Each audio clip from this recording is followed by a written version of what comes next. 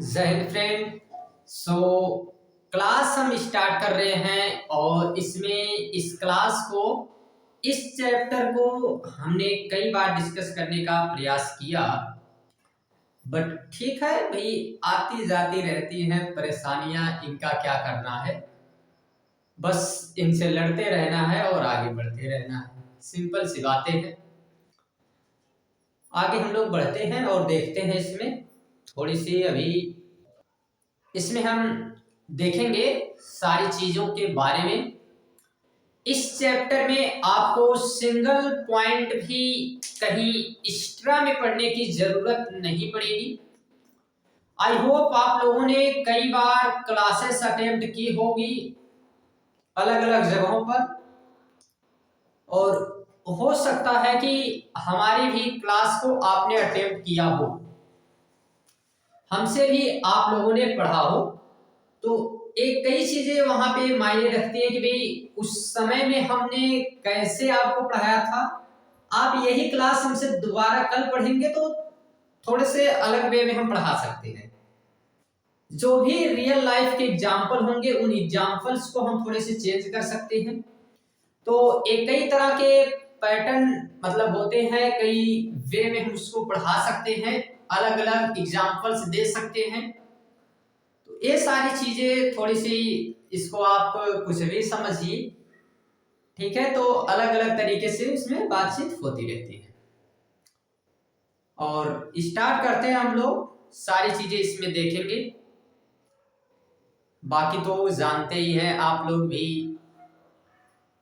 जो लोग प्रशंसा करते हैं हमारी, तो भाई वो हमारी योग्यता है, बट जो लोग जलते हैं वो हमारा जलवा है। तो इसमें कोई सोचने की बात थोड़ी है, ये सारी चीजें चलती रहती है। चलेगा, क्लास स्टार्ट हो गई है तो भाई चलेगी, जो भी बातचीत होगी वो सब बाद में देखा जाएगा, और जो भी चीजें हैं सारी चीजें डिस्कस की जाएंगी,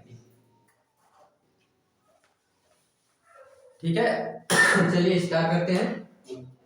थोड़ी सी खांसी की प्रॉब्लम है तो भाई बीच बीच में कहीं ना कहीं आपको मिलती रहेगी, इससे भी मुलाकात होती रहेगी।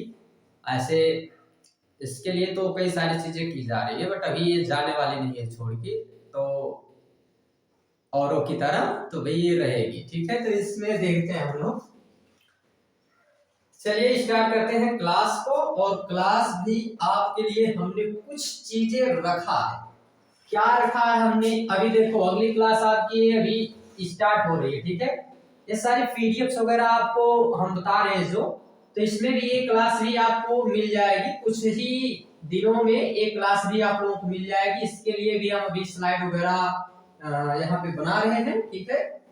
तो आई होप कहाँ गई स्लाइड भाई, हाँ ये भी स्लाइड वगैरह आपकी बन रही है, इसको भी पढ़ाया जाएगा, ठीक है। कुछ ही दिनों की बात है। और फिर इसके बाद अगर हम बात करें तो इससे पहले हमको और भी स्लाइड वगैरह यहाँ पे हमने अभी जो आपकी क्लास है इसके लिए ऐड किया है। तो ये भाई ये है आपकी क्लास चैप्टर फर्स्ट। तो इसके बारे में हमको देखना है, ठीक है। चैप्टर फर्स्ट है और सारी चीजें हम यहाँ पे अब देखते हैं। चलिए भाई स्टार्ट कर देते हैं क्लास को। देखिए चैप्टर का नाम जो है आपको बताएं अगर, तो पावर शेयरिंग इस चैप्टर का नाम है, ठीक है। पावर शेयरिंग इस चैप्टर का नाम है भी, पावर शेयरिंग।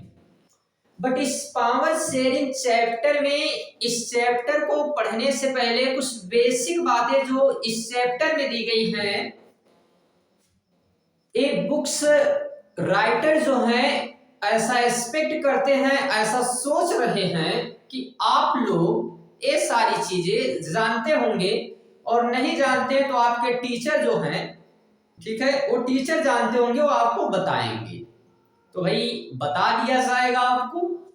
और यही चीज है पहला कि भाई democracy, what means of democracy, लोकतंत्र क्या होता है, इसके बारे में सबसे पहले बातें करनी है। तो भाई डेमोक्रेसी क्या है, तो for the people, by the people, of the people, ये सारी चीजें बताई जाती हैं। अब्राहम लिंकन के द्वारा कुछ बातें बताई जाती हैं और हमारे अपने ही देश के डॉक्टर भीमराव अंबेडकर के द्वारा ये बताई जाती है कि भाई ठीक है, डेमोक्रेसी आप कहते हैं लोगों के द्वारा, लोगों के लिए, बट उनके हित में हो, बहुसंख्यक ना हो, इन सारी बातों को एक्स्ट्रा में जोड़ते हैं। तो इनके बारे में भी हम देखेंगे।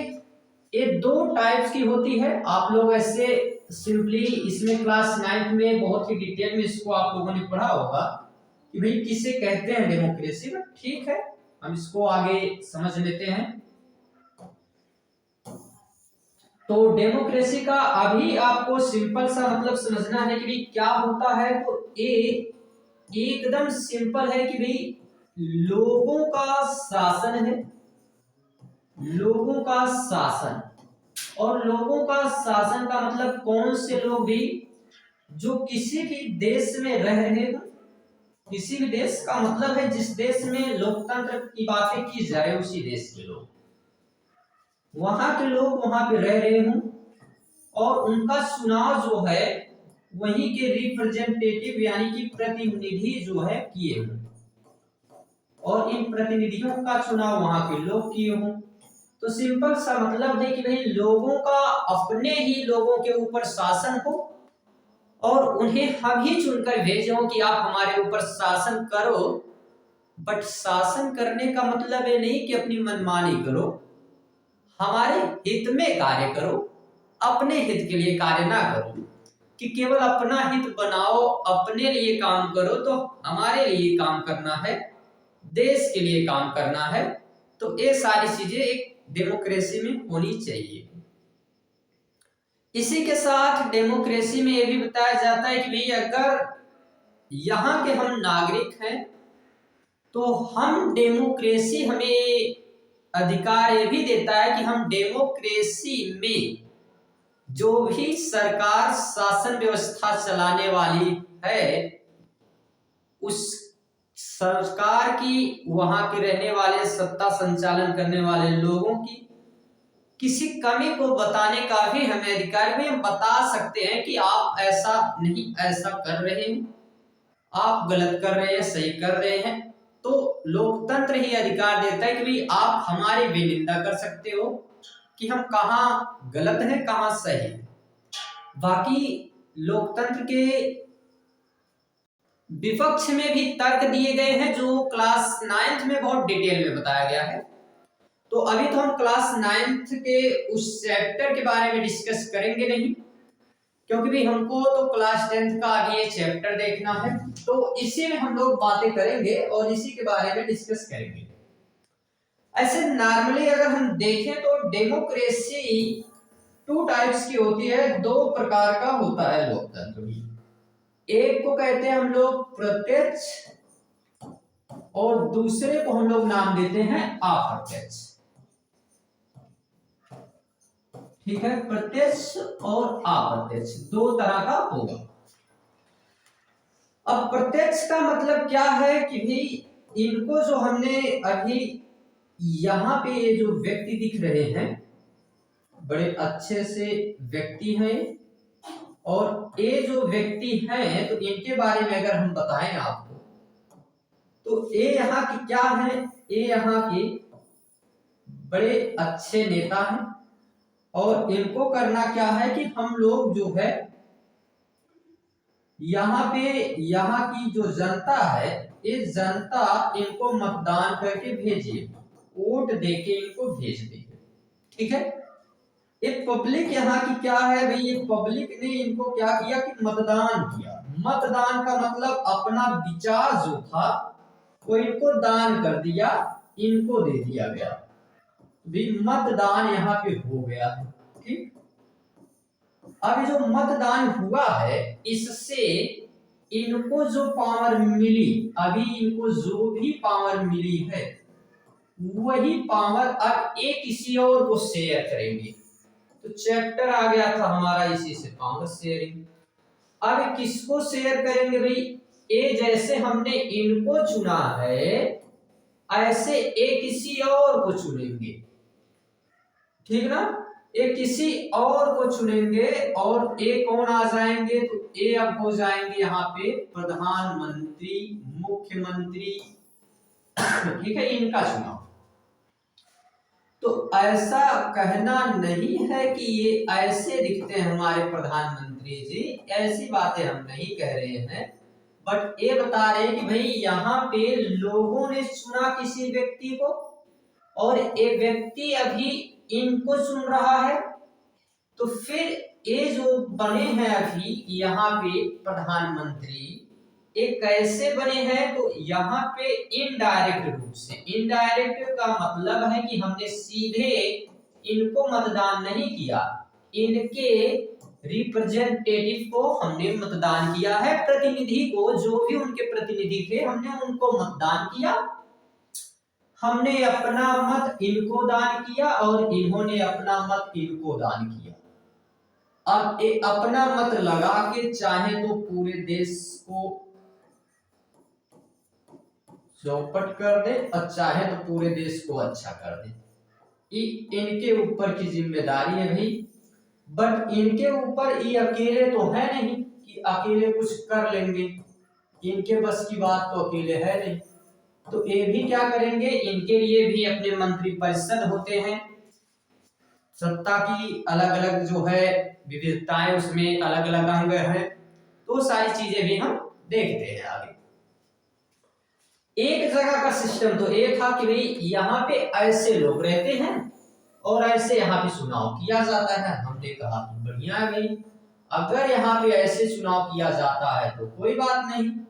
लेकिन दूसरे तरफ अगर हम देखते हैं तो यहाँ पर क्या होता है, यहाँ के जो लोग रहते हैं ये लोग क्या करते हैं, तो ये लोग कहते हैं कि देखिए हमको ना इस आदमी के ऊपर बिल्कुल भरोसा नहीं है, जो बीच में आदमी है जिसको हम लोग पहले मत देते हैं फिर ये ले जाके मत देता है कि अपने मर्जी से, हमारी मर्जी नहीं सुनता है। हम अगर इसको चुने हैं जिस आधार पर, तो ये उस आधार पर इस व्यक्ति को नहीं सुनता, अपनी मर्जी लगाता है। इसलिए हम लोग क्या करेंगे, हम लोग अपनी मर्जी से सीधे सीधे चुनाव करेंगे और सीधे सीधे एक व्यक्ति को हम चुनेंगे, बीच में किसी ऐसे रिप्रेजेंटेटिव को, प्रतिनिधि को नहीं रखेंगे, सीधा हम इन्हीं को वोट देंगे, ठीक है। तो ये हम भाई सीधा अगर किसी को वोट दे रहे हैं, बीच में कोई प्रतिनिधि नहीं है, तो आगे पीछे इधर हम थोड़ा सा नाम ही बदल देते हैं, इसमें कौन सी बड़ी बात है। यहां से आ हटा देंगे, एक मिनट आप रुक जाइए ना, यहां से हम इसको हटा देते हैं, प्रत्यक्ष हो गया, और यही आ यहाँ पे हम लगा देते हैं, आप प्रत्यक्ष हो गया, ठीक है भाई। तो यहाँ पे क्या हुआ कि हमने कहा कि देखिए यहाँ पे जिस आदमी को यहाँ जो वोट पड़ा ना, तो यहाँ पे इन लोगों ने पहले इनको चुना, फिर इन्होंने इनको चुना, तो यहाँ पे सीधे चुनाव तो नहीं हो रहा है। और जब सीधे चुनाव नहीं होगा तो सीधे का मतलब क्या होता है भाई, प्रत्यक्ष। तो यहाँ प्रत्यक्ष रूप से नहीं हुआ, तो इसी मतदान को हम लोग क्या नाम दे देते हैं, अप्रत्यक्ष। और ऐसी ही शासन व्यवस्था को अप्रत्यक्ष लोकतंत्र कहते हैं। अब एग्जाम्पल से आपको समझ में आ गया होगा, अगर अभी भी नहीं समझ में आया है तो फिर आपको समझ में नहीं आएगा, ठीक है। तो कोई जरूरत नहीं है, आप बंद करके क्लास जा सकते हैं।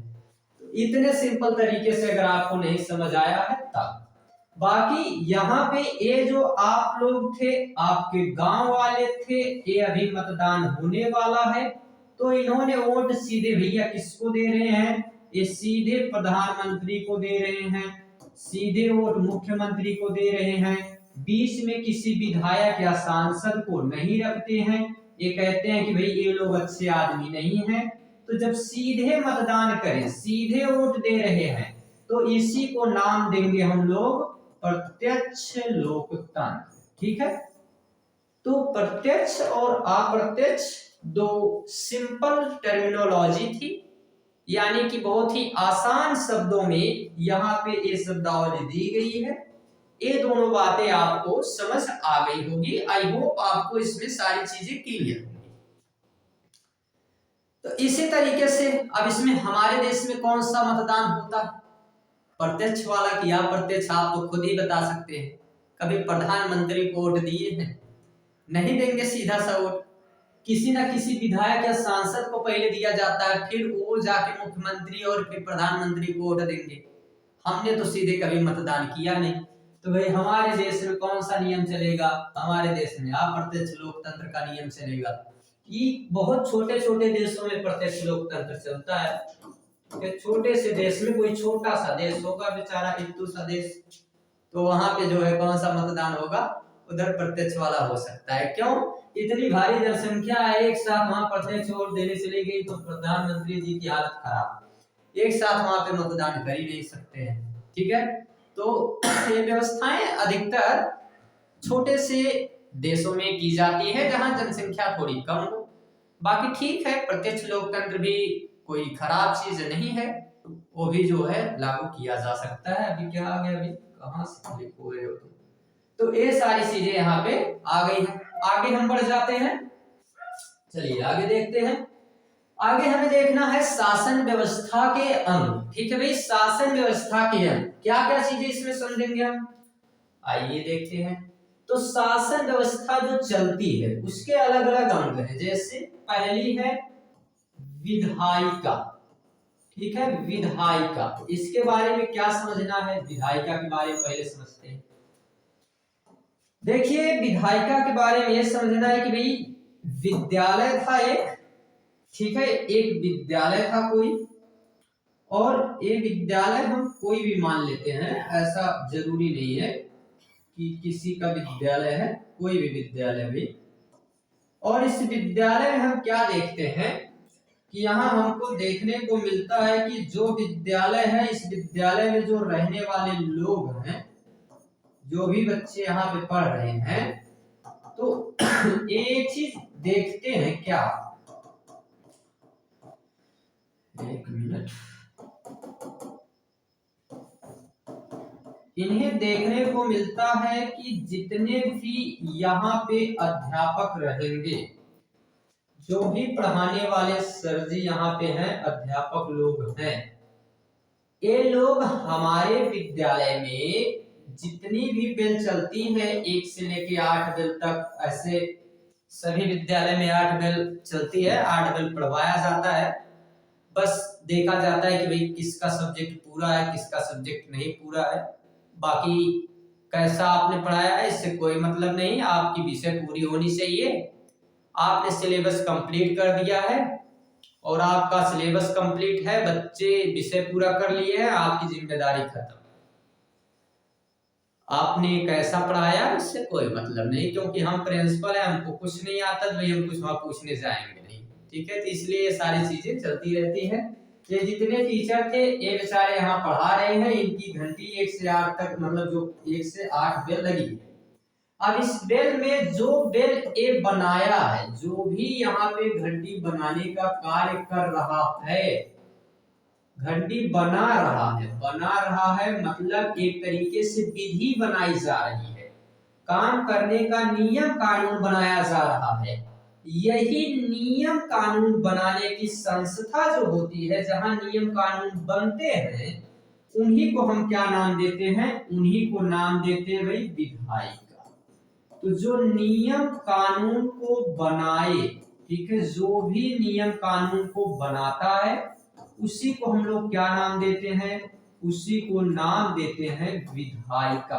आई होप आपको ये सारी चीजें बिल्कुल समझ आ गई होंगी कि विधायिका किसे कहते हैं। ठीक है, तो विधायिका भाई किसे कहते हैं, तो विधायिका इसे कहते हैं कि जो नियम कानून बना रहा है, ठीक है, ऐसी संस्था जो नियम कानून बनाए किसी देश को नियमित रूप से चलाने के लिए, किसी संस्था को नियमित रूप से चलाने के लिए, तो उसी को हम लोग क्या नाम दे देते हैं, उसी को नाम दे देते हैं विधायिका। ठीक है,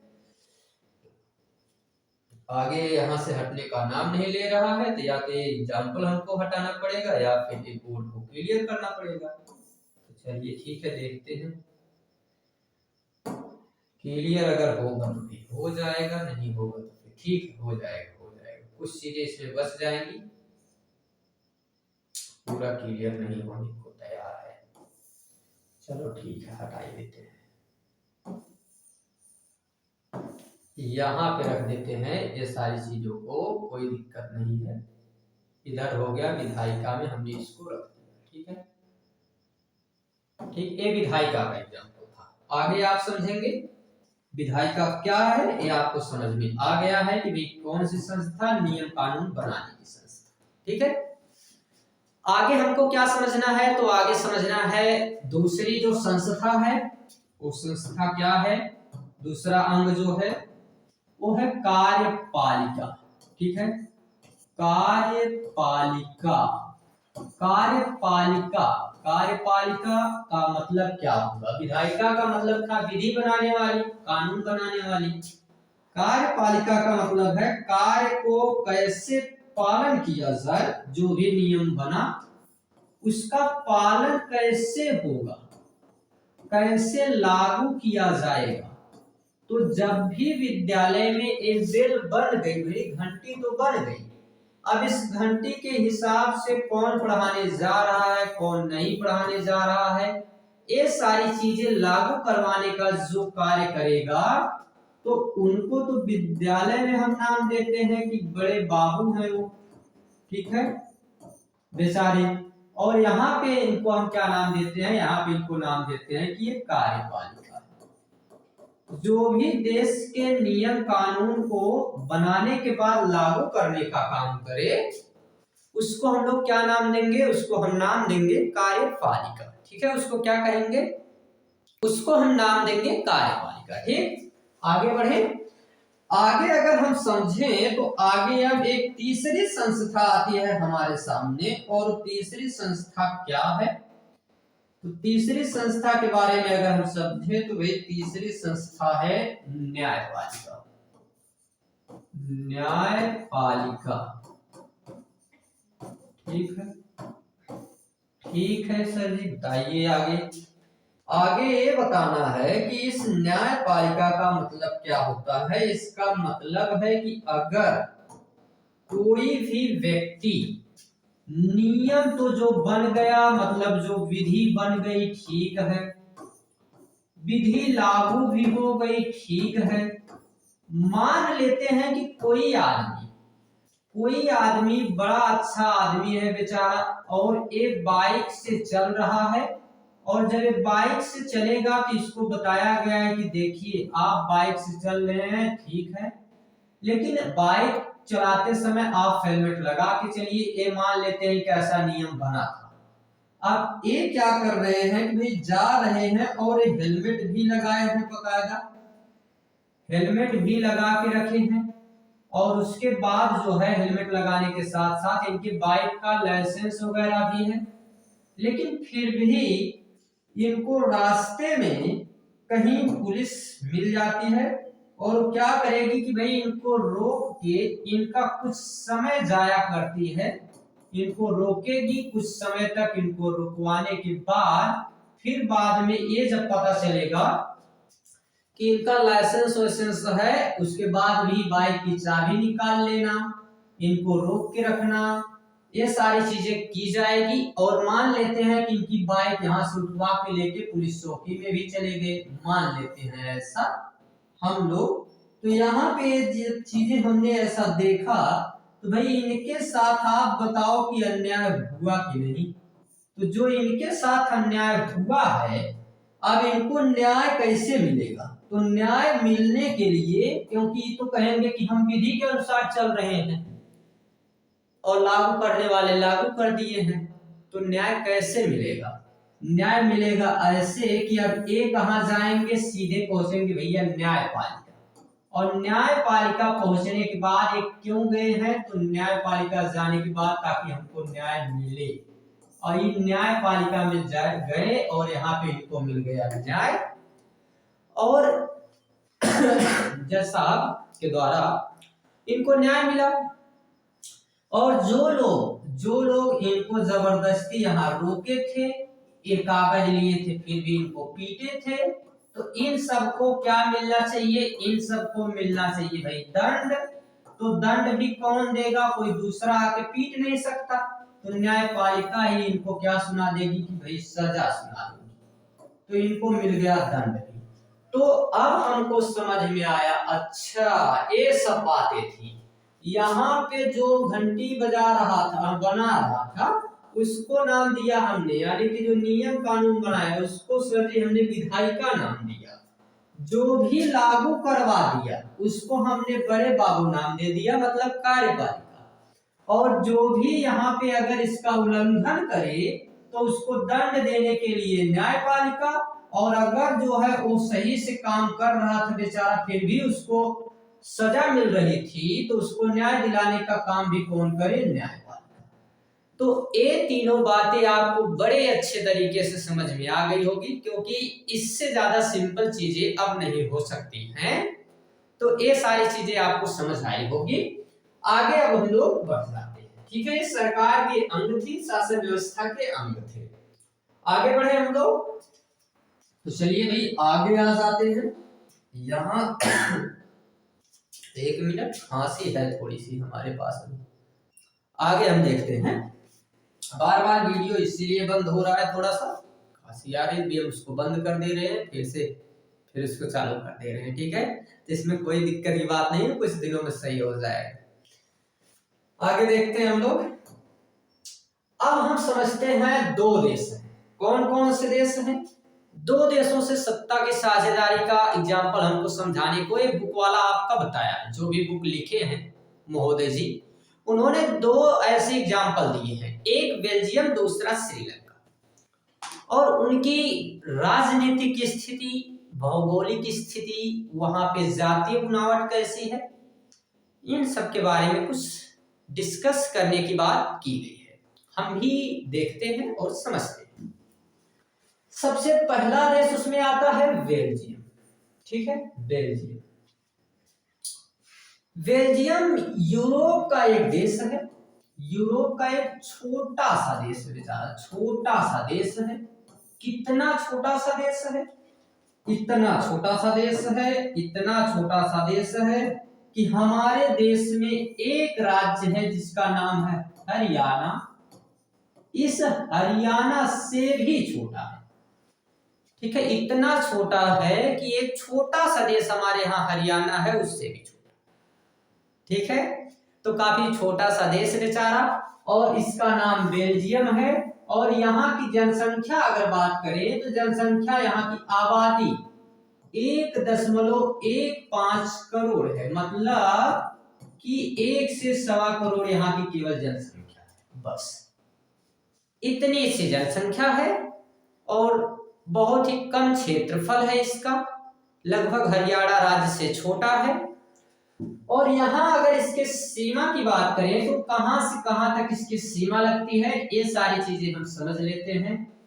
तो 4 देश हैं जिससे इसकी सीमा लगती है।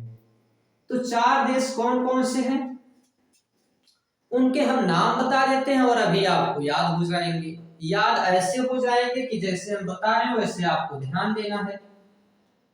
जब भी आप पढ़ने से पहले नींद में चले जाएंगे तो भाई नींद में अगर आप गए तो आया नीदरलैंड, नींद से, और नींद में गए तो आप पक्का है कि फिर वहीं फंसे रह जाएंगे, क्योंकि आप जगेंगे नहीं तो फिर पढ़ नहीं पाएंगे। और जब वहीं आप फंसे रह गए तो आपके जापान जाने का सपना तो खत्म हो जाएगा, और जापान जाने का सपना खत्म हुआ तो आप कहां पहुंच जाएंगे, आप पहुंच जाएंगे जर्मनी, ठीक है। तो पहुंच गए भैया आप जर्मनी, ठीक है। नींद में थे और वहीं फंसे रह गए आप, और वहां से आपका जापान का सपना खत्म और जर्मनी पहुंचे, और जब जर्मनी पहुंचे तो आप वहीं लटके रह गए, ठीक है। वहां से तो आप निकल नहीं पाएंगे। तो इसलिए हम लोग ये नाम भी याद कर लिए बिना इसका नाम लिए। बिना एक देश का नाम लिए आराम से याद कर सकते हैं। नींद में थे भैया, तो नींद में कौन सा, नींद में हमको आ गया यहाँ पे नीदरलैंड। फंसे रह गए तो यहां से फ्रांस आ गया। जर्मनी चले गए तो जर्मनी ये आ गया। और लग्जमबर्ग मतलब आप थोड़े से वहां पे जाने के बाद आपको लगा कब समय ही नहीं मिला, कैसे निकलते हैं, तो चारों देश हो गए, नीदरलैंड, फ्रांस, जर्मनी, लग्जमबर्ग। ये इसकी बाउंड्री पे 4 देश हैं, चारों तरफ से घिरा हुआ है। ठीक। अब आगे अगर बात करें तो यहाँ पे जाति बुनावट कैसी है, कैसे कैसे लोग रहते हैं।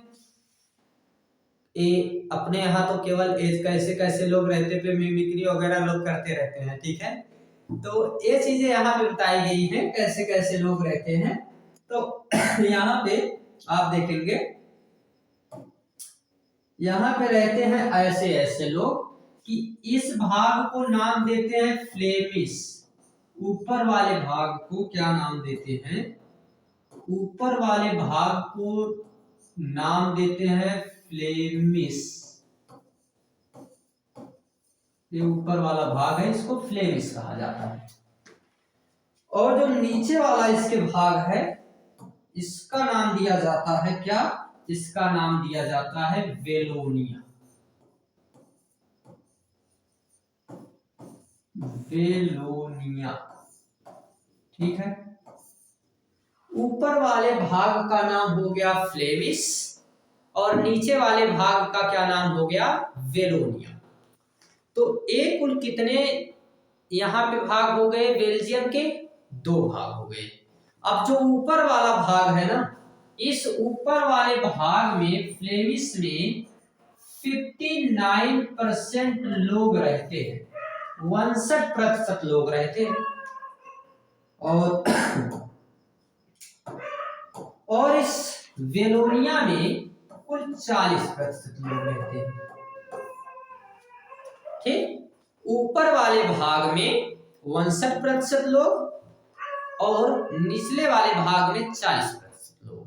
ऐसा समझिए, एक कोई ऐसा ट्रेन का डिब्बा था, ठीक है। एग्जाम्पल हम कल इसको पढ़ा रहे थे, गांव का दिए थे और उसको अपलोड कर नहीं पाए, तो आज दूसरा एग्जाम्पल दे रहे हैं। यहाँ पे एक मान लेते हैं कि ट्रेन का डब्बा था भाई, और इस ट्रेन के डब्बे में 2 तरह की सीटें होती हैं, एक ऊपर बैठने वाली, एक नीचे बैठने वाली। तो ये जो ऊपर बैठने वाली है ये लोग फ्लेमिश हैं, और जो नीचे बैठने वाले हैं, फ्लेम मतलब फ्लाई कर रहे हैं, उड़ रहे हैं, तो ऊपर है, और नीचे जो है ये वेलोनिया, ठीक है। तो नीचे वेलोनिया, इसलिए फ्लेमिश और वेलोनिया दोनों हो गए। अब क्या करना है कि इनकी भाषा भी अलग अलग है, इनकी लैंग्वेज अलग अलग है। कौन कौन सी भाषा है, तो फ्लेमिश भाग में जो रहते हैं 59% लोग, ये बोलते कौन सी भाषा है, तो डच बोल देते हैं। और जो वेलोनिया में रहने वाले लोग हैं, ये कौन सी भाषा बोल देते हैं, तो ये फ्रेंच बोल देते हैं। क्यों, क्योंकि फ्रांस से थोड़े से सटे हुए हैं, तो भाई फ्रेंच बोलेंगे, और वो लोग डच भाषा बोलते हैं, ठीक है। वो आप देखेंगे किधर कौन सी बाउंड्री है, वो सब अलग चीज है। उसके लिए मैप वेब ढेर सारा दिखा सकते हैं आपको, हजारों की संख्या में आपको मैप दिखा सकते हैं, देख के क्या करेंगे, याद भी कुछ है तो याद रखना जरूरी है, वो सारी चीजें देख लेंगे। तो यहाँ पे अब हमको मिला कि भाई यहाँ फ्रेंच भाषा बोलते हैं, यहाँ पे डच भाषा बोलते हैं, ठीक। अब यहीं पर एक हिस्सा थोड़ा सा बच जाता है, थोड़ा सा हिस्सा कौन सा बचता है, यहाँ पे हम एक डिफरेंट कलर ले लेते हैं। यहाँ कोने में एक हिस्सा थोड़ा सा बच जाता है, और यहाँ 1% लोग रहते हैं केवल। ये कलर नहीं दिख रहा होगा, बताइएगा, ब्लू कलर है, थोड़ा सा शायद कम दिखे, दिखे तो बहुत अच्छी बात है, क्योंकि अच्छा लगता है हमको अभी चलाने में इसको, और नहीं दिखे तब भी अच्छी बात है, दूसरा कलर दिखाएंगे। तो ब्लू कलर ये जो है, यहाँ पे 1% लोग रहते हैं, और ये भाषा कौन सी बोलते हैं, जर्मन। जर्मन भाषा बोलते हैं तो जर्मन इस बगल रहेगा, वो बाउंड्री से हम लोग समझ लेंगे। तो जर्मन भाषा बोलने वाले लोग यहाँ पे रहते हैं और 1% लोग जर्मन भाषा बोलते हैं। ठीक है, अब बात यहाँ पे आती है कि ठीक है सर जी, ये सब आप क्यों बता रहे हैं और फिर किताब वाला भी क्यों दिया है? किताब वाला इसलिए दिया है कि इनके बीच में अब होगी लड़ाई। क्यों लड़ाई? इसलिए होगी क्योंकि ये जो डच भाषा बोलने वाले लोग ज्यादा लोग हैं, इतने पढ़े लिखे कम हैं। पढ़े लिखे मतलब है थोड़े से आर्थिक रूप से भी कमजोर हैं, और ये लोग जो हैं ये कम है लेकिन आर्थिक रूप से मजबूत है। तो ये जो कम समृद्ध लोग हैं ये बार बार लड़ाई करेंगे इनसे, बार बार झगड़ा करेंगे इनसे, और भाषा को लेके कि हमारी भाषा अच्छी है, हमारी भाषा अच्छी है। और भाषा तो पता है कई सारी लैंग्वेज होती है। ठीक है, लैंग्वेज अपने भारत में भी बहुत सारी है, जिसमें से ऑब्वियसली हम लोग 22 लैंग्वेज तो अपने इधर ही देखते हैं अनुसूची में जो जोड़ी गई है।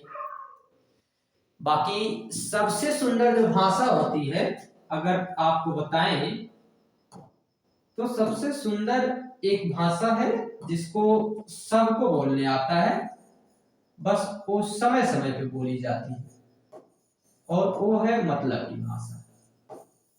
ये हमेशा नहीं बोली जाती, ये जरूरत पड़ने पर बोली जाती है। बड़ी अच्छी भाषा है और हमेशा नहीं बोली जाती है। ठीक है, तो ये भाषा जो है ये है, बट यहाँ पे कौन कौन सी है? यहाँ पे फ्लेमिश है और साथ में कौन सी है भाई? इधर तो फ्रेंच है, फ्लेमिश में डच और यहाँ फ्रेंच। तो इनके बीच में, एक मिनट, इनके बीच में हुआ यूं कि ये लड़ाई कर लिए भाई, झगड़ा तो शुरू होएगी। झगड़ा इसलिए शुरू हो रही है थोड़ी बहुत कि अब इनमें विवाद का स्तर दिख रहा है, विवाद बढ़ सकता है। अब विवाद जब बढ़ने की शंका दिखी तो यहाँ पे हो गया 4 संविधान संशोधन। और 4 संविधान संशोधन कौन कौन सा हो गया ये भी हम समझ लेते हैं। यहाँ के लोग बड़े समझदार थे कि अगर लड़ाई भयंकर हो गई तो दिक्कत हो जाएगी, क्योंकि आज तक जितने युद्ध हुए हैं नुकसान के सिवा कोई फायदा नहीं हुआ है। हमारे देश का जो बंटवारा भी हुआ उसमें ठीक है कि भाई हम आजादी मिली हमको, बट करोड़ों की संख्या में लोगों की जाने गई, लोग मारे गए, यहां से वहां पलायन हुआ, तो हानि वहां भी हुई थी। आज तक जितनी लड़ाइयां हुई हैं सब नुकसान की लड़ाइयां हुई हैं, कहीं से फायदा नहीं मिलता है। वो अलग चीज है कि अपने तेवर को बनाए रखने के लिए हम लोग कह देते हैं कि भाई जीत लिए हैं, तो ये सारी चीजें उसमें थी। बट ठीक है, यहाँ पे इसलिए ये लोग समझदारी से काम लिए और 4 संविधान संशोधन कर देते हैं। 4 संविधान संशोधन कौन कौन सा करते हैं उनको समझ लेते हैं। पहला संविधान संशोधन, अब देखिए इसका डेट वगैरह अगर बात करें ना तो 1970 से 1993 के बीच में 4 संविधान संशोधन किए गए थे। और हमने डेट नहीं लिखा तभी आधे लोग टेंशन में आ गए थे कि सर जी को डेट नहीं आता क्या, डेट नहीं लिखे हैं क्या? डेट आता है, हम भी डेट लिख देंगे, अभी लिख दिए हैं, इसको देख लीजिएगा आप लोग। ये नहीं पूछेगा, डेट आपसे नहीं पूछेगा, 4 संविधान संशोधन पूछेगा। और अगर डेट इतना ही इंपॉर्टेंट है तो इसको याद कर लीजिए, क्या दिक्कत है? 1970 से लेकर 1993 इतने डेट आपको बता देंगे कि आप अपना डेट ऑफ बर्थ भूल जाएंगे, तो ऐसा टेंशन नहीं लेना है, सारी डेट वगैरह बताई जाएगी। पहला संविधान संशोधन क्या किया गया? पहला संविधान संशोधन इधर ये किया गया कि देखिए देश में भाषा को लेकर विवाद है तो दोनों भाषा, कौन कौन सी? दोनों भाषा, जो एक भाषा है डच और दूसरी भाषा है फ्रेंच, इन दोनों भाषा को क्या किया जाएगा? तो इन दोनों भाषा को यहाँ की सभी सरकारी कार्यों में लागू किया जाएगा, और साथ में ये दोनों भाषा के प्रतिनिधि केंद्र सरकार में समान रहेंगे। प्रतिनिधियों की जो संख्या होगी वो केंद्र सरकार में दोनों भाषा को बोलने वाले लोगों की संख्या समान होगी। मतलब ये कि अगर यहाँ पे 20 लोग डच भाषा को बोलने वाले हैं तो 20 लोग ही फ्रेंच भाषा को बोलने वाले आएंगे। और इसी के साथ एक चीज अभी हमने इसमें नहीं आपको बताया, वो इसलिए नहीं बताया कि एक साथ कंफ्यूजन हो जाएगा। अभी हम उसको ये संशोधन बताने के बाद आपको बता रहे हैं, ठीक है। वो अभी हम जान रहे हैं, आपके दिमाग में चल रहा है कि सर आप कैपिटल के बारे में नहीं बताए हैं। कैपिटल हम अभी बता देंगे, तो कैपिटल के बारे में भी सारी चीजें हम बता देंगे। तो यहाँ पे कहा गया कि देखिए प्रतिनिधि जो होते हैं ना, वो प्रतिनिधि जितने भी रहेंगे तो उसमें से आधे रहेंगे डच वाले, आधे रहेंगे फ्रेंच वाले। क्यों? ताकि कोई भी एक निर्णय एक आदमी एक भाषा को बोलने वाले लोग ना कर सके, और कोई भी निर्णय तभी सफल माना जाएगा, तभी उस निर्णय को माना जाएगा जब दोनों भाषा को बोलने वाले प्रतिनिधि उस पे हाँ बोलते हैं कि भी ठीक है, इस संविधान संशोधन को या फिर इस कार्य को हम लोग सहमति दे रहे हैं, आप लागू कर सकते हैं। तो ये सहमति वगैरह देने का कार्य अगर दोनों भाषा के लोग कर देंगे तो फिर ये आगे चलेगा, नहीं करते हैं तो फिर ये आगे नहीं चलेगा, ठीक है। तो पहले में यही बताया गया कि केंद्र की सरकार में दोनों भाषा को बोलने वाले प्रतिनिधियों की संख्या क्या रहेगी? समान रहेगी, जो कि हमारे देश में ऐसा नियम नहीं है। हमारे देश में ऐसा नियम क्यों नहीं है? तो एक मिनट, ऐसा नियम इसलिए नहीं है,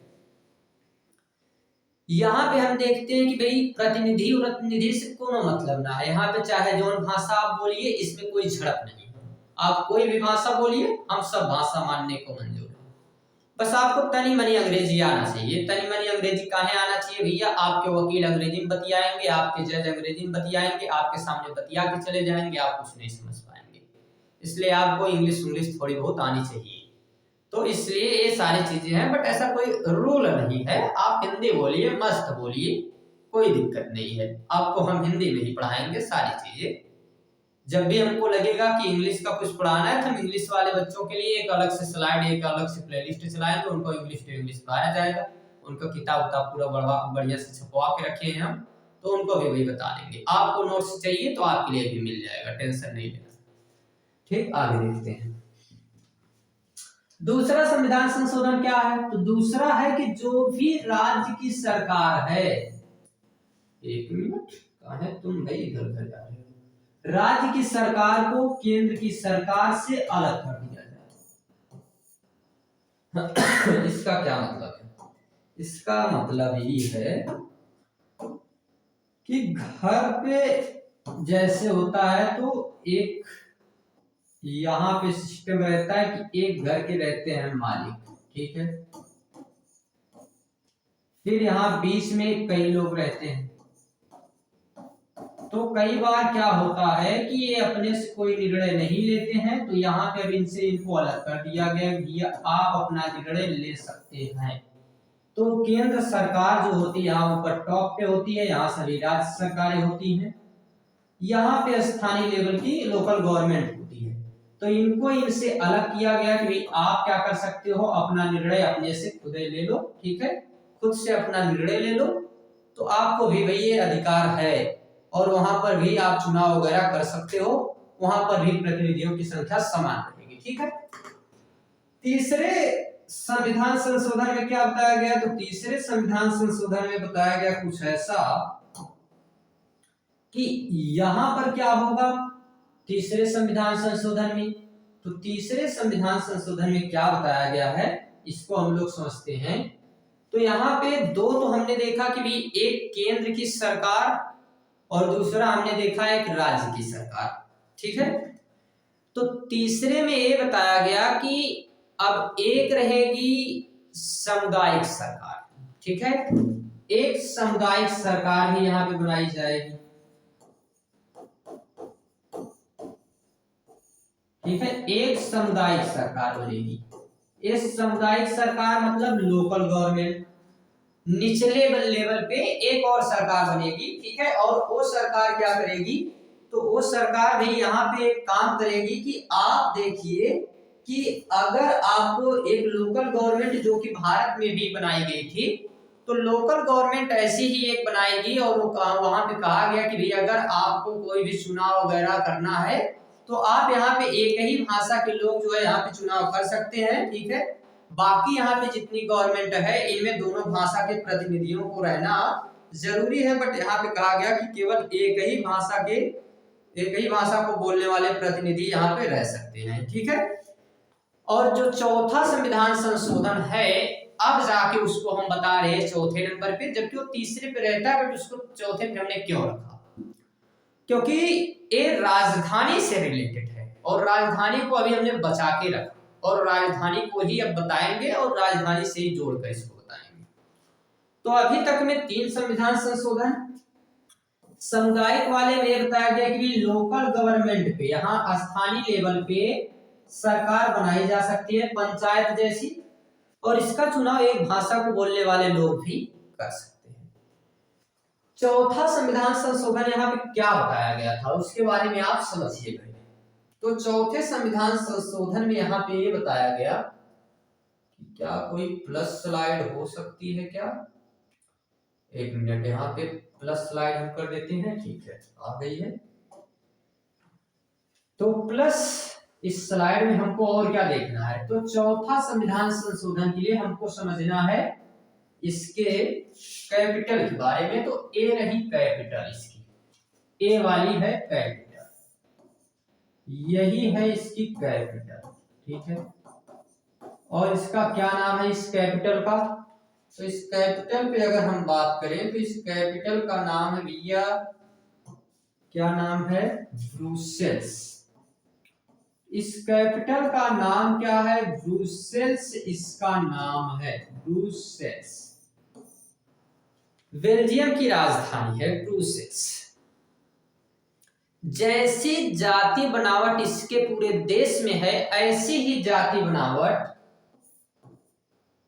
यहां पर भी मिलती है, बट यहां 20% डच भाषा को बोलने वाले लोग रहते हैं और 80% फ्रेंच भाषा को बोलने वाले लोग रहते हैं।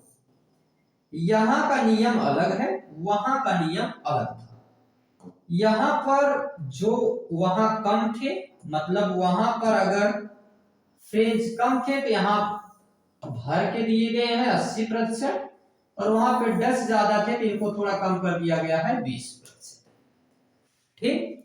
अब इनके बीच में भी तो झड़प दिखेगी और सबसे ज्यादा विवाद इन्हीं के बीच में दिख रहा था। तो इनको भी कहा गया कि जो इसकी राजधानी होगी, इस राजधानी में भी ये नियम है कि राजधानी में भी दोनों भाषा को बोलने वाले लोगों की संख्या समान रहेगी। जो भी प्रतिनिधि रहेंगे वहां उनकी भी संख्या क्या होगी, समान होगी। उनके बीच का जो भी चुनाव वगैरह होगा उसमें भी इनकी संख्या क्या होगी, बराबर बराबर होगी, इक्वल होगी, ठीक है। तो ये इसके चौथे संविधान संशोधन में बताया गया, जिसमें तीसरे संविधान संशोधन में आपके जोड़ा हुआ दिखेगा। इससे कोई मैटर नहीं कि आप तीसरे नंबर पे लिखें चौथे नंबर पे लिखें, तो सर जी आपका नंबर काट देंगे तो समझ लीजिए उनको नहीं आता है, ठीक है। मतलब नंबर नहीं कटेगा, इससे कोई टेंशन वाली बात नहीं है। आगे समझते हैं हम लोग। आप तीसरे नंबर चौथे नंबर पे रख सकते हैं, कोई दिक्कत नहीं। अब आते हैं हम लोग, हमारा पड़ोसी देश है श्रीलंका, दूसरा जो एग्जाम्पल था।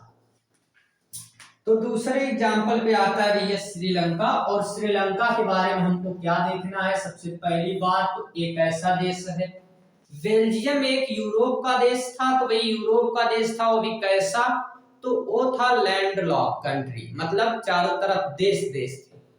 यहाँ चारों तरफ का है, इधर चारों तरफ पानी पानी है, ठीक है, मतलब वाटर है, ठीक है।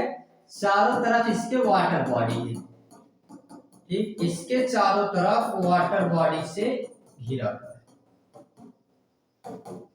चारों तरफ इसके वाटर बॉडी है, ठीक, पानी से घिरा है। एक द्वीपीय देश है, छोटा सा देश है, द्वीपीय देश। इस छोटे से देश में भी कुछ ऐसी ही प्रॉब्लम है और यहाँ की प्रॉब्लम कुछ ज्यादा ही बढ़ जाती है। ठीक है, यहाँ की प्रॉब्लम कैसे बढ़ जाती है, तो यहाँ पे प्रॉब्लम कुछ ऐसे बढ़ जाती है कि यहाँ पे अगर हम बात करें तो इसके जाति गुणावट की, तो ये जो हिस्सा है पीले कलर का आपका जो हिस्सा दिख रहा है, कलर के बारे में हमको थोड़ा सा एक बार में आप लोग बता दीजिएगा एक दिन कि भाई कलर वलर आपको कैसा है, ठीक है, ऑडियो वीडियो में कोई प्रॉब्लम है तो आप कमेंट वगैरह करके हमको बता दीजिए। तो यहाँ पे हमने क्या देखा, हमने देखा ऐसा कि ये जो हिस्सा है इस हिस्से में सिंहली भाषा बोली जाती है। सिंहली नाम की एक भाषा है यहाँ पर श्रीलंका में, और ये जितना पीले कलर का हिस्सा है ना, इस पूरे पीले कलर के हिस्से में एक भाषा बोली जाती है सिंहली, और जिसका वेटेज कितना है तो 74%। 74% लोग श्रीलंका में सिंहली भाषा बोलते हैं, और बचे हुए ये लोग जो हैं इनकी भाषा क्या है, तो इनकी भाषा तमिल है। कितने हैं, 18%। ठीक, बाकी 7% लोग यहाँ पे ऐसे भी रहते हैं जो दोनों भाषा को मिला जुला के बोलते हैं, इनको सब आता है, समझदार लोग भी हैं, दोनों भाषा आए तो फायदा है। हमने देखा है कुछ ऐसे स्टूडेंट होते हैं बेचारे जो केवल हिंदी जानेंगे, कुछ ऐसे होते हैं जो केवल इंग्लिश जानेंगे, उनको बड़ी प्रॉब्लम होती है ना। हिंदी समझने को अगर हो तो इंग्लिश वाला है तो उसको नहीं समझ में आएगा, और इंग्लिश अगर समझना हो हिंदी वाला है तो उसको नहीं समझ आएगा।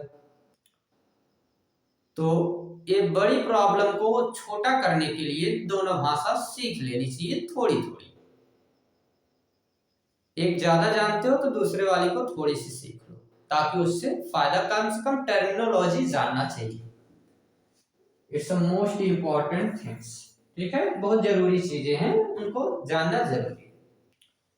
आगे अगर हम देखें तो ये जो भी 7% लोग हैं ये दोनों भाषा जानते हैं, तमिल भी बोलते हैं, सिंहली भी बोलते हैं। तो यहाँ पे क्या हुआ, बेल्जियम जैसा नहीं हुआ। यहाँ के लोग, ये जो सिंहली भाषा के लोग थे ज्यादा थे, तो भाई इनका तो दबदबा है ही। तो जैसे ये लोग अभी के समय में सब होते हैं, कुछ नहीं है उनके पास, कुछ भी नहीं है, कुछ भी नहीं कर सकते हैं अभी बेचारे, ना कुछ देखे, फिर भी चलते रहता है कि दबदबा था। तो इस तरीके से यहाँ पे जितने लोग हैं इनका भाई इसी तरीके का दबदबा था। और ये लोग क्या करते हैं, ये भाषा जो सिंहली थी, इस सिंहली भाषा को क्या कर देते हैं कि अपनी राज्य भाषा घोषित कर देते हैं। ठीक है, और राज्य भाषा ये घोषित करने के बाद कब कर देते हैं, 1956 ईस्वी में, 1956 में ये लोग इसको राजभाषा घोषित कर देते हैं। और जितने सरकारी काम थे, कहते हैं कि सब सरकारी काम में हमारा ही चलेगा, लैंग्वेज हमारी। ठीक है, तो ये सभी जगह अपनी लैंग्वेज जो है चलाना चाहते हैं, सिंहली भाषा को। और इस वजह से ये लोग यहाँ के संविधान में संशोधन करके लागू कर देते हैं, भैया केवल सिंहली भाषा ही चलेगी सब जगह। अब इससे भारी समस्या हो गई यहाँ पे। इसी कारण से क्या प्रारंभ हो गया, तो इसी कारण से भाई यहाँ पे शुरू हो गया गृह युद्ध। इनके बीच में इसी वजह से क्या शुरू हो गया, गृह युद्ध। और ये 1980 के दशक में प्रारंभ हुआ गृह युद्ध, और 2009 तक चला, 2009 तक गृह युद्ध चला। एक गृह युद्ध 2009 तक चला, काफी दिनों तक चला। और इसमें सबसे बड़े जो अगर दुष्ट लोग थे तो नेता लोग होते हैं। हर एक जगह अगर कहीं गृह युद्ध हो रहा है किसी देश में, गृह युद्ध का मतलब क्या होता है एक ही मुल्क में दो समुदायों के बीच होने वाला युद्ध, मतलब एक घर में दो लोगों के बीच में होने वाला लड़ाई जो होती है, जो भी झगड़ा इसमें होगा, जो भी युद्ध होगा, इसको क्या नाम दिया जाएगा? इसको नाम दिया जाएगा तो भाई गृह युद्ध। वैसे ही पूरे किसी देश में अगर दो समुदाय अपने में भिड़ रहा है, अपने में लड़ाई झगड़ा कर रहा है दो समुदाय, तो इसको हम क्या नाम देंगे? इसको गृह युद्ध कहेंगे। और एक गृह युद्ध का रीजन क्या था? तो इस गृह युद्ध में तो अभी लैंग्वेज का रीजन है, ठीक है, यहाँ पे भाषा थी, ठीक है, यहाँ भाषा की वजह से ऐसा हुआ है। और इधर अगर हम लोग देखेंगे तो इस समस्या से यहाँ पे क्या प्रारंभ हुआ? गृह युद्ध, और ये चला 2009 तक। तो हमको ये बात समझ में आई कि भाई थे दो देश, एक था बेल्जियम, एक था श्रीलंका। बेल्जियम अपने यहाँ की समस्या के समाधान के लिए चार संशोधन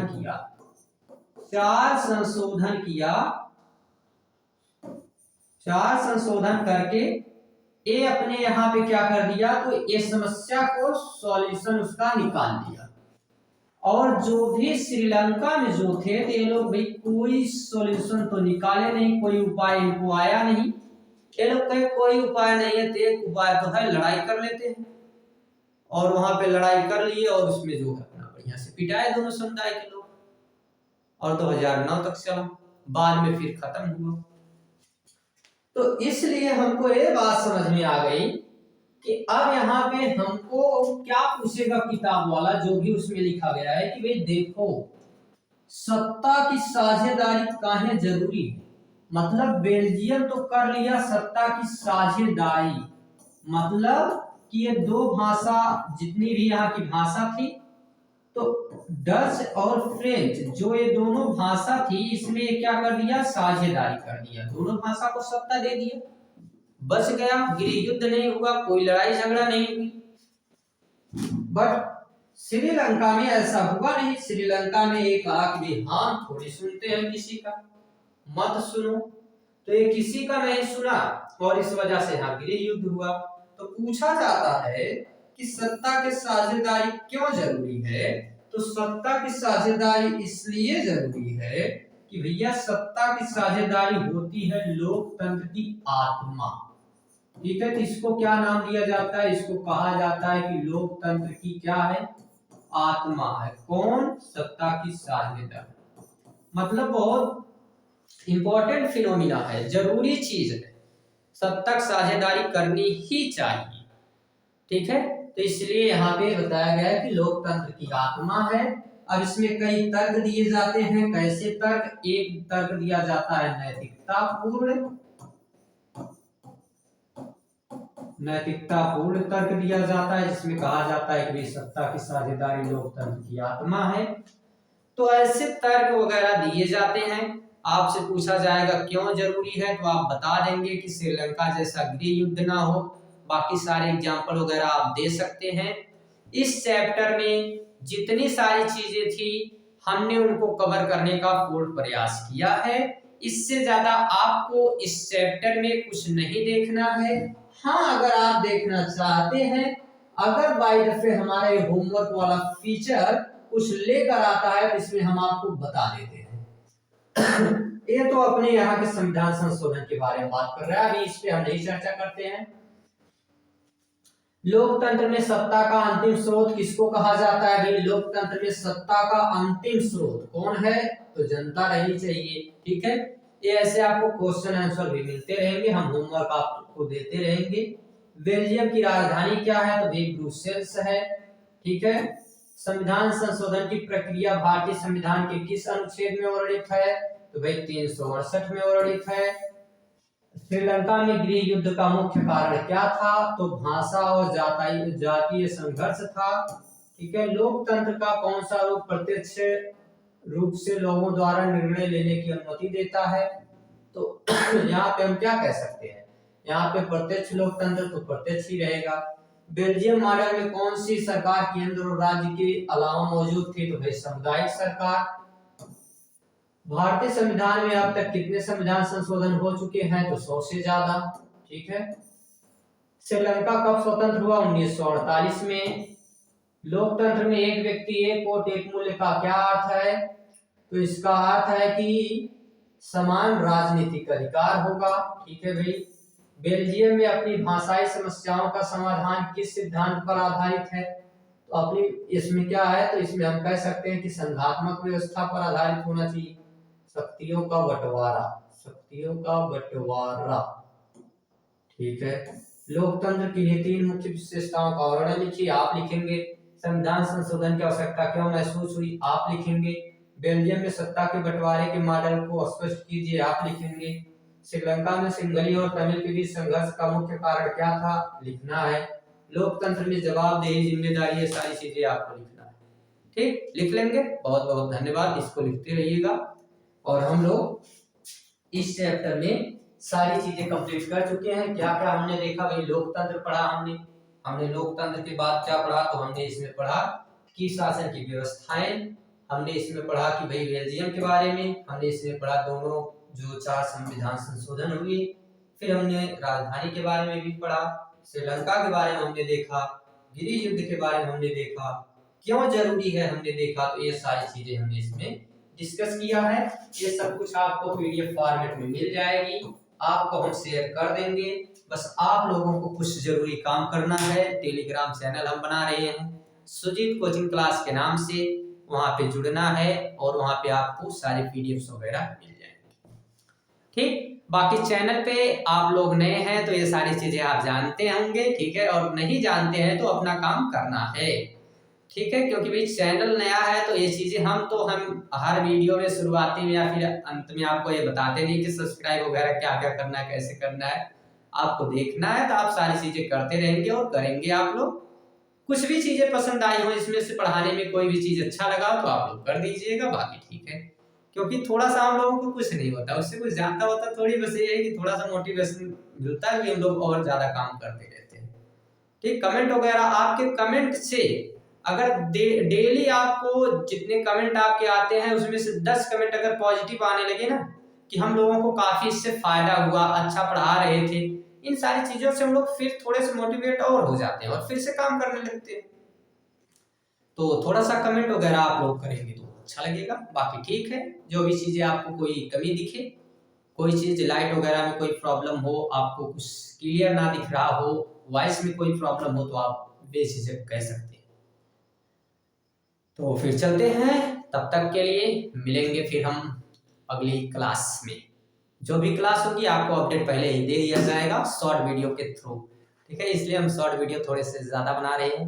तो आपको मोबाइल चलाने से भी नहीं मना करेंगे, क्योंकि आप लोग भाई पढ़ने वाली चीज़ें हैं तो देख सकते हैं, ऐसी चीज़ थोड़ी है। ठीक है, मिलते हैं अगले वीडियो में, तब तक के लिए thanks, take care, bye bye.